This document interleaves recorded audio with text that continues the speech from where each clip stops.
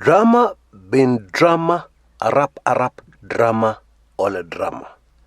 Yeah. The way most Kenyans looked at it is that ODM lost 2 by-elections. Yeah, they lost in Ugenya, which is right at the heart of the ODM party.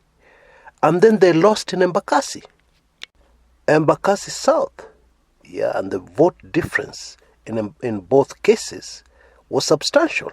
In Ugenya, David Ocheng, the founder and the member of a party called Movement for Growth and Development. Quite a mouthful of a party name, but they also received a mouthful of votes.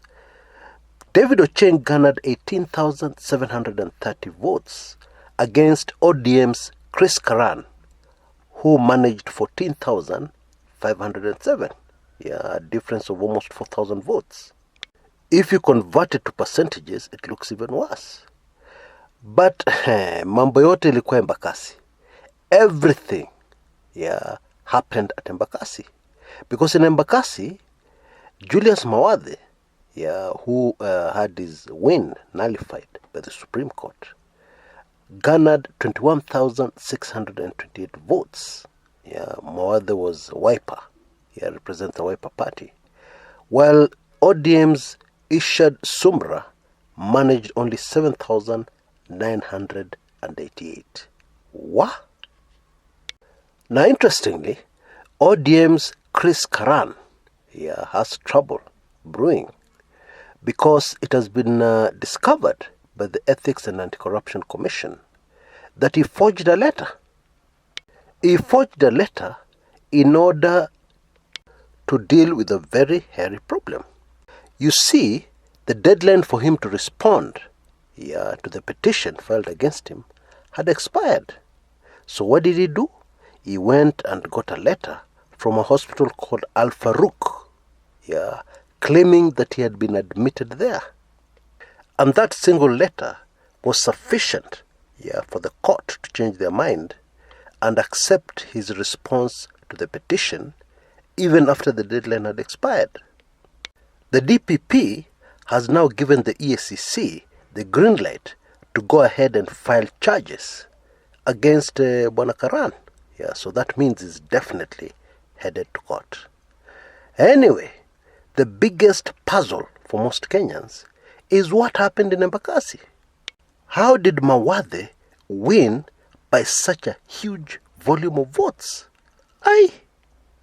Now we shall tackle that and much more immediately after the very brief upcoming commercial break. Don't go away. Welcome back. Now, a vast majority of Kenyans have only recently started following politics.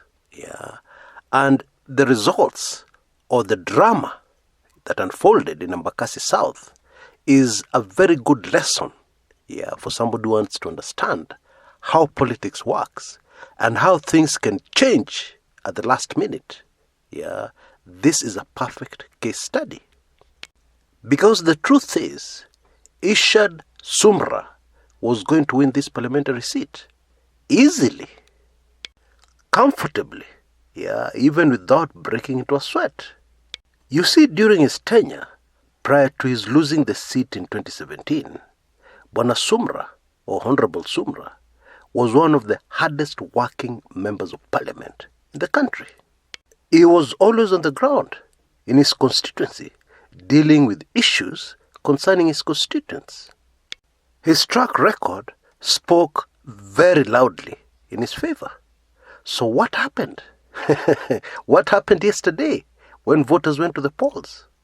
How did Sumra lose to a legislator who has a reputation? In fact, his nickname in sections of Embakassi South is Mjumbe Mteja. Because some constituents in Embakassi South are spoilt. They've been spoilt by Sumra. So when they tried to call Mawathe, they realized he was Mteja. He was very easy to reach during the campaign period. But once he made it to parliament, getting him was a headache. So how did such a candidate manage to defeat Sumra by such a huge margin. What happened? Now, there are two key factors that were horribly, terribly important in this by-election. Number one, by-elections are very, very tricky babies, if I can call them that. Why? Because the turnout will always be low, extremely low. For starters, people are at work. They're busy earning a living. And the emotions and the election fever has not caught the people, the usual election fever that catches voters around the time of a general election. That one is missing. Now, the fact that turnout is normally very low makes a lot of room to play a lot of games, a lot of dirty games. Because more often than not, it's reduced to a simple whose supporters will turn up to vote. Because the one whose supporters turn up to vote will win. And so a very effective strategy to win a by-election is don't even hold many rallies. Focus all your finances on how you're going to transport voters to vote. If you have a few hundred of them working in a certain factory, go to that factory and make arrangements that they'll be allowed to live and vote without any repercussions on their paycheck. And then the second factor, in my view, the much more devastating factor, is slum psyche. How people in the slums think. And Embakassi South is a slum constituency. A big area of the constituency is in the slums. Mkuru kwa Ruben, Mkuru kwa Jenga, slums. For people in the slums, it's a matter of survival. Survival for the fittest. It has often been whispered that people in the slums can take 50 shillings to kill a man. 50 bob. So just try and imagine the impact of a 1,000 bob note on somebody living in the slums. He can do anything for you. Bottom line, money works miracles for a politician in the slum area. A politician who wants to win any election, especially a by-election. So much so that a voter who has been assisted by a certain politician in very many ways to get a job, maybe even to get a body of a loved one out of a mortuary because the fees were too high, to get somebody out of hospital, etc., etc. All that is forgotten in a flash when they're presented with a 1,000 bob note. I have reason to believe that this is precisely what happened at Embakassi South yesterday. Now, in recent times in Kenya, people have been throwing around big, big figures. Billions. People are not talking about millions. You discover the damn scandal, 21 billion was lost. Or maybe 7 billion. Those are huge figures. And so if we were to take a hypothetical situation, it would have cost somebody only 21 million to have this seat in the bag. Because if you're giving 21,000 voters each 1,000 bob, that's only a mere 21 million. That is pocket change for some people. Now, this is a point we cannot brush aside, because yesterday there were widespread reports of voter buying in Embakassi South. In fact, at least one person was arrested red-handed, dishing out money for people to vote for Julius Mawathe. Now, if somebody were to go to court to file a petition, there's no way he would manage to overturn somebody's election by claiming or even showing 3 or 4 people were buying votes. No way. You will need to prove that there were enough irregularities to have changed the outcome of that particular election, which you cannot do even if you have 2 or 3 people arrested. The fact that they were arrested in the act could in fact be evidence against you as a petitioner. Because say they were arrested at 10, 11 in the morning, the judge will think that, oh, that was very early. He didn't manage to bribe very many people.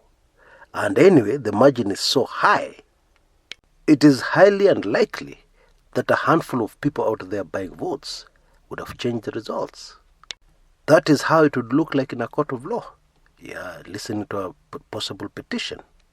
But in reality, somebody who has done his job well, his dirty job well, will be 21 million shillings poorer, but he'll have this seat in the bag. Okay, a few of his people arrested here and there, but so what? That is the ruthless nature of politics. Now, it is very interesting and instructive that around lunchtime, Bwana Ishad Sumra was bitterly complaining about what he called massive vote buying. Apparently, the signs were there, and it was very clear what was happening. However, later in the day, in the evening, the same Sumra came out and congratulated the winner, and pledged to work with him to unite the constituency, and to bring development to the constituency. So what happened? Well, I've just explained. The possibilities of filing a successful petition in this particular case would be extremely remote. So what do? You accept, you concede defeat. You remain looking good to the voters. And retreat, ready to fight another day. And in any case, if I was in Bwana Sumra's shoes, I'd be exhausted. I mean, since the elections in 2017, this man has done nothing else except to troop in and out of court, troop in and out of lawyers' offices, organizing his petition. And he has spent a fortune. So there are times when the best way forward is to count your losses, write them off, and move on, which is what Bwana Sumra seems to have done. Now, let's look at the bigger picture. Most Kenyans were aware of the fact that this was not a mere by-election. This had massive, nationwide, national repercussions. Why? Because the DP Ruto camp had pledged their support for Julius Mawathe very early in the game, which confused a lot of people. Because Kalonzo Musyoka, the leader of the Wiper Party, the ticket with which Julius Mawathe was vying for this seat with, Bwana Kalonzo Musyoka is a handshake man. Is on Uhuru Kenyatta's side, Uhuru Kenyatta and Raila Odinga. So why would the DP Ruto camp be so keen, so enthusiastic to support Bwana Mawathe? Well, the answer is very simple. To the DP Ruto camp, the enemy is Raila Odinga. Raila Odinga and ODM.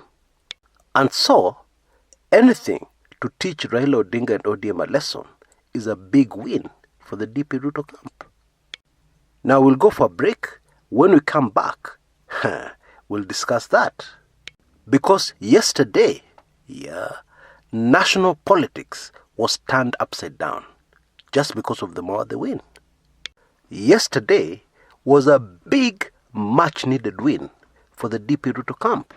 And I'll explain exactly what I mean immediately we come back from that break. Don't go away.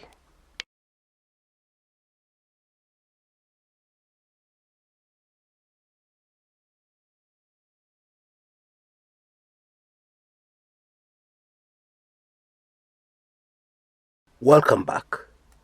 Now, in my younger days, I was a great fan of James Hadley Chase novels. Many people don't know this, but James Hadley Chase was the pen name, of an English writer who wrote American novels or novels set in the United States of America. Anyway, one of my favorite James Hadley Chases was titled Sucker Punch. What is a sucker punch? Let's go into a boxing ring. Two boxers are fighting, and one boxer is really winning. Is causing his opponent a lot of damage.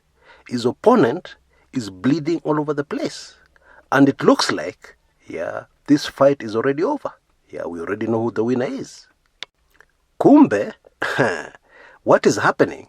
This boxer who is losing is saving all his energy for one punch. Yeah. And so he gets hit, and then he gets his chance. Yeah. Now, this other person, as he's coming, hitting his opponents, is overconfident. Yeah. He's leaving himself vulnerable for a counter punch. Yeah. He's leaving his face wide open. He's leaving himself wide open because it looks like this other guy is going to go down at any time. And then, without any warning, yeah, this boxer, yeah, punches his opponent. Yeah, he's blood in the face, he can hardly see, but he gets that one crucial punch through, and he punches with all his strength. Knockout. His face is full of blood, he's badly hurt, but he got through that one punch that ended the fight and gave him victory. Yeah, that is what is called a sucker punch. And folks, without kizungu mingi, that is exactly and precisely what happened yesterday in the ongoing battle between the DP Ruto camp and the handshake side. You can imagine how sweet sucker punch victories are. They change the landscape, yeah, and those who did not respect you suddenly sit up and pay attention and respect you. That is exactly what has unfolded on the local political scene. And this has far-reaching implications going forward. Now, somebody in the DP Ruto camp tweeted, even before the results were made official, yeah, something to the effect, how are you going to impeach him if you can't even defeat him on your own backyard? My apologies for laughing, but that must be very painful to the handshake side. That must be very painful to the ODM party. But this is politics, and that's what happens sometimes. Now, I think it's very useful for us to go back in history, yeah, and look at another sucker punch situation, yeah. And this time, the person who was on the losing end was our president, Uhuru Kenyatta. At the time, Uhuru Kenyatta was a rookie in politics. Yeah, he had just gotten into politics. He was a young man. Yeah, he didn't know much about politics, but he had very good handlers. So what they did, they organized for the traditional dances that his father really used to like. Yeah, coached him to behave and to move and to do things just like his late father did. And that caused a lot of nostalgia in Gatundu South constituency. People were saying, Jomo has come back. Jomo has come back to life. And they were very happy. And he was definitely winning that election. And he was going to win by a landslide. And then the sucker punch kicked in via evil genius. His opponent staged, some drama that caused the election results to be very different. He vanished, he disappeared. And then his car was found at a nearby river. And there was so much blood all over the place. What people did not know is that this man had gone to a slaughterhouse, and gotten bucketfuls of blood from slaughtered cows, and poured and staged that scene. And so, word spread quickly throughout the constituency. Yes, Jomo has come back. Yes, this is the real Jomo, because this is the murderous Jomo. Murders people, kills people. Why had we forgotten that side of Jomo? And they all went to polling stations and voted for Uhuru Kenyatta's opponent, almost to a man. And then, after people came back from voting, this opponent of Uhuru miraculously reappeared, unharmed. And people were shocked and confused.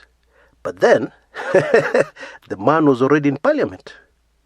Sucker punches in politics,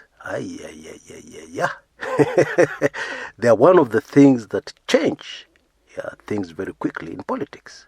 You see, politics is unpredictable. That's one of the things that makes it very exciting. Even when something looks so obvious, actually it's not.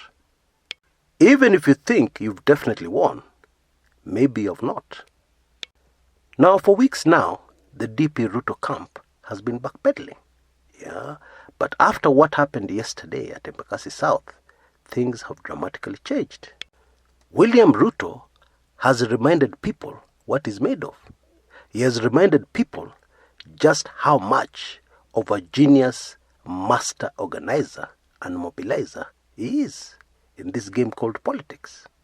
He has confirmed to Kenyans, and indeed the handshake side, that he is no walkover. Now, the interesting thing here, the super fascinating thing, is that the handshake team must respond. And they must think through very carefully their response. Yeah? Because if they respond in a way that is not effective, this particular game will be all over. DP Ruto will be the winner. If they don't respond correctly, then Kenyans might just as well start preparing for the inauguration of William Samoei Ruto as the 5th president of Kenya. It is as simple as that. That is how brutal and unpredictable politics is. Until next time, this is Chris Kumekucha.